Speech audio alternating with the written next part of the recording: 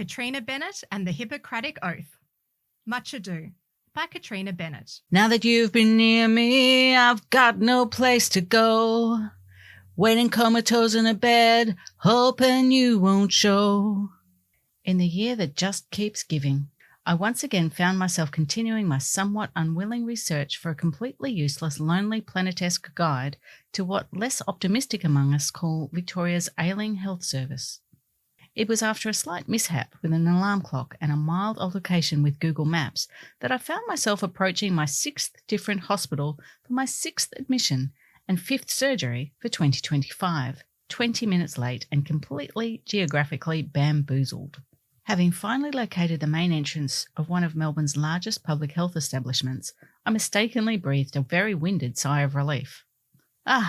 Almost there. Staggering into the cavernous foyer, I was greeted with a vast, echoing emptiness.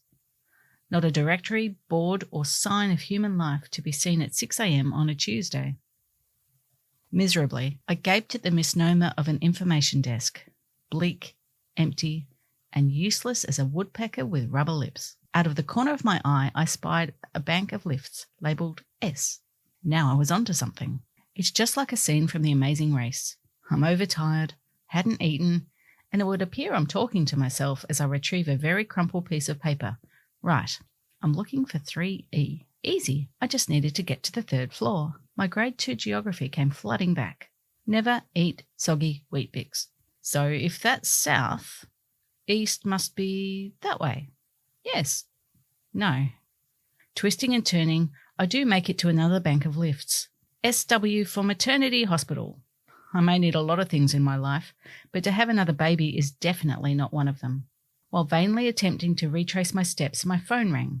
It was the admitting nurse wondering where I was. Much as I'd love to have answered that question with some form of wit and intelligence, which I valiantly cling to the belief I may still possess, I couldn't. Feeling like I had truly returned to grade 2, one protracted game of I Spy later, and I was safely guided back to the main entrance. From there, obviously too scared she'd lose me again, I was kept on the line until I materialised in front of her. May I say it was the quickest hospital admission I had ever had. My plump posterior was never to hit a chair. But my wandering through Soviet-era corridors was not over, just sped up.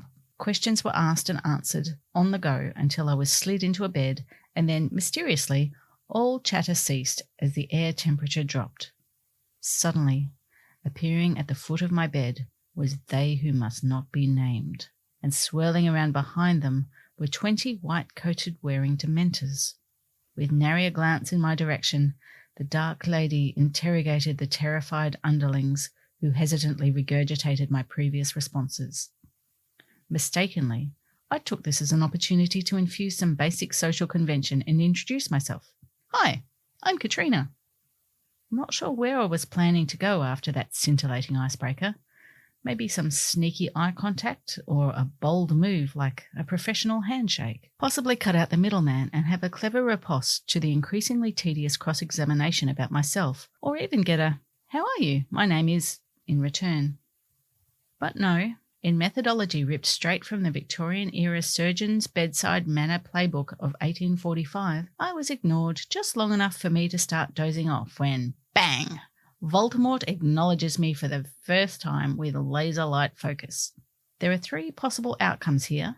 Death, paralysis, or I'm very good at what I do and you'll be fine. Do you understand? What a choice. I'll be unaware if it's A. B isn't too appealing. So I guess I'll take C then. The pitying expression on her face told me all I needed to know about what she thought of the gibbering idiot lying in front of her. The anaesthetic couldn't come soon enough. Days later, on her final bedside visit before I was released, she finally asked if I had any questions. No idea of what I actually inquired about, but I shall always recollect her reply. "Oh, you're a middle-aged to older lady. I was sick. I was in a lot of pain. I had suffered through enough undignified situations. I was not putting up with that slanderous accusation, and I told her so in no uncertain terms."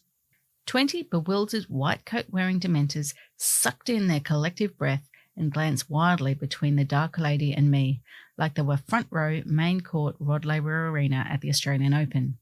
True to her word, They Who Must Not Be Named had produced option C. but all is not forgiven and certainly won't be forgotten. Am I ever gonna see your face again? No way, get off!